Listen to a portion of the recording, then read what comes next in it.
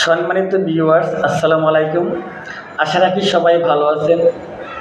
আজ আমরা আলোচনা করব আফটারের আগে এবং পরে কোন টেন্স বসে তা নিয়ে। আফটারের আগে বসবে পাস্ট ইনডিফিনিট, আফটারের পরে বসবে পাস্ট পারফেক্ট টেন্স। এখানে একটি ইংরেজি বাক্য হলো we reach the station after the train leave. এখন আমরা এই বাক্যটিকে ভার্বের সঠিক রূপ দিব।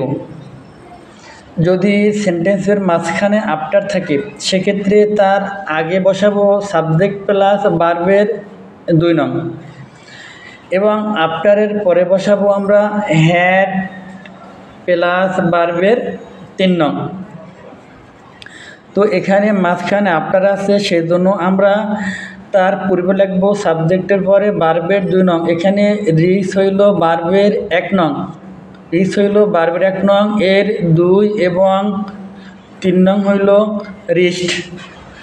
তো এখন আমরা সেন্টেন্সটিকে লিখতে পারি we wrist.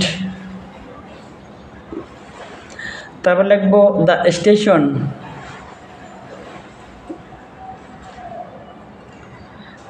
After the train. আফটারের পরে লিখব সাবজেক্টের পরে হ্যাড প্লাস ভার্বের 3 নং। এখানে সাবজেক্ট হলো দ্য ট্রেন, এরপর লিখব হ্যাড, তারপর লিখব ভার্বের 3 নং। এখানে লিভ হইল ভার্বের 1 নং, এর 2 এবং 3 হইল লেফট, আমরা লিখব লেফট।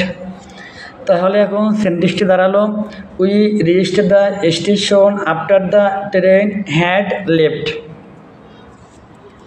সবাই ভালো থাকবেন এই প্রত্যাশায় আজকের মধ্যে শেষ করছি। আল্লাহ হাফেজ।